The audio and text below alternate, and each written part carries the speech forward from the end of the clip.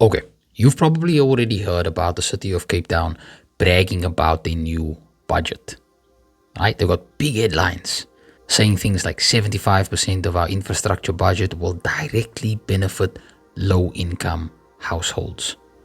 Sounds good, right? But here's the thing. 75% of something is not 75% of everything. And today I want to break down what I mean by that, where the money is coming from, and how that compares to past spending, and why people living in places like your Athlones, your Lansdownes, your Mitchells Plains, Khayelitshas, and across the Cape Flats need to pay close attention, because this affects your life directly. So when the mayor says 75%, he's talking about a very specific slice of the budget. That's the infrastructure capital budget, which in this case is called Invested in Hope. Now that's about 39.7 billion rand spread over 3 years. Out of that, roughly 29.8 billion, 30 billion if you will, is earmarked to benefit poorer communities through things like water, sanitation, housing upgrades, transport, community sports facilities. So here's the first point though. This isn't 75% of all the city's infrastructure spending. It's only 75% of this one 3-year plan. Cape Town has a 10-year infrastructure pipeline that's worth about 120 billion rand. So this 39 billion rand plan is just one part of a much bigger pie. That's number one. Where the rest of that money will be spent over the decade, we don't fully know yet. And that matters because poorer communities need far more than just water and sanitation projects. They need housing, they need safety, they need clinics, they need schools, and they need math teachers, and they need real development. And those things are not guaranteed within the 75% promise. Okay, now let's pause for a second and first ask the question, how does the city actually make its money? There are a couple of ways that the city makes up money. The first is property rates. These are the taxes that you pay for being a homeowner or a business property owner. And then we have service charges. These are things like your water, sanitation, electricity. Then there's grants from national government. These are usually conditional, so it might be specifically for housing or for transport or whatever the allocation is. And then there's also a couple of other incomes as well. This is that full revenue pie.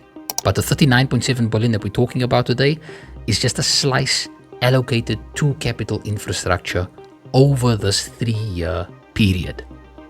And the question is, how much of that pie really goes into transforming the lives of people in the Cape Flats, in your Athlones, in your Lansdownes, in your Khayelitshas, your Mitchells Plains, your Nyanga? Because these are the areas that desperately need investment, yet they've seen little to no meaningful change in the last few decades. And this is part of the reason why people just don't vote. So 75% here doesn't mean that poor households are being prioritized across all infrastructure spending. It just means that within this limited slice, there is a share that in some way will affect them. And even then, a big chunk of that pro-poor spending is going into water, sanitation, transport projects, which are important, yes. But that's by far not the only things that these communities are crying out for. Basic housing, for example, it remains critically underfunded. And we need to ask how much of that 120 billion rand over the 10 years will actually go into building houses, upgrading informal settlements, or addressing the overcrowding in those areas. Okay, so quick pause. This image shows you how close I am to getting this YouTube channel monetized, which is something that I need if I'm going to be able to continue doing this. And I really want to do that. So you can help me by number 1, sharing these videos, number 2, subscribing to the channel, and number 3, if you want, you can also become a Patreon. and help sponsor this so that I can keep doing this, keep making these videos. And hopefully this brings some kind of awareness and change on the ground. On that note, thank you for watching the video, and let's get back to it. To really understand why people are or should be skeptical of this, let's just look back. Cape Town has a long track record of pouring billions into what we can call tourist-facing projects.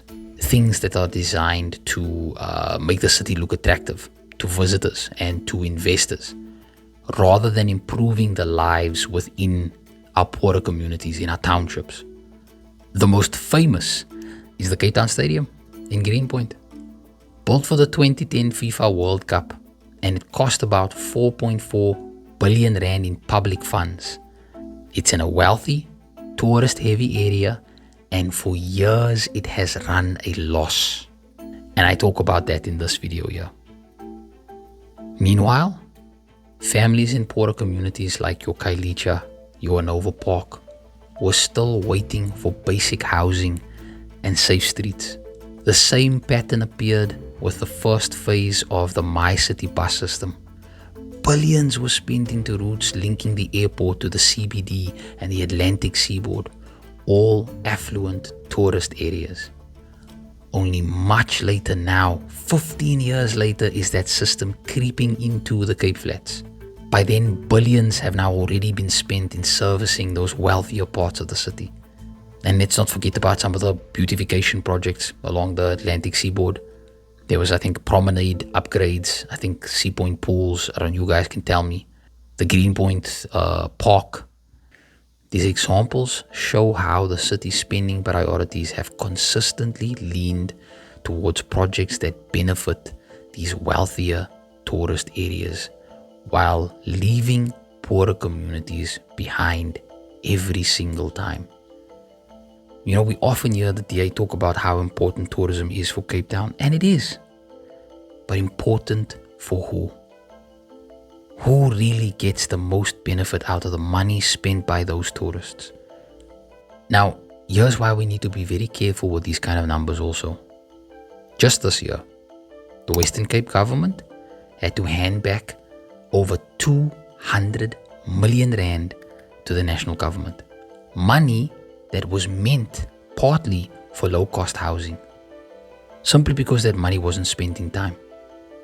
That's money that could have built homes, that could have upgraded informal settlements, and potentially changed lives. Gone. Lost because of underspending. And this isn't the first time that something like this has happened. Every year there are clawbacks, reallocations, or underspends. And every year it's the poor and the average Cape Townian or the average citizen in the country that loses out the most. So when we hear that 29 billion is going to benefit the poor, that's only true if it actually gets delivered, if it's spent properly, and if it's targeted where it's mostly needed. Big numbers mean nothing if the execution fails. And this bugs me so much more now that I live in a country where they do this right, man. So there's no excuse, and it is unnecessary that we live the way that we do. So, the next time that you hear a politician throw around big numbers like 75%, ask yourself, 75% of what? Is it a whole pie? Is it just one slice? And more importantly, will that slice even reach the people who need it the most?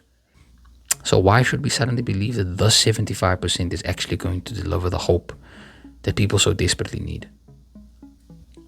And to my fellow Cape Townians who live in these middle class and working class areas, understand that your vote does matter.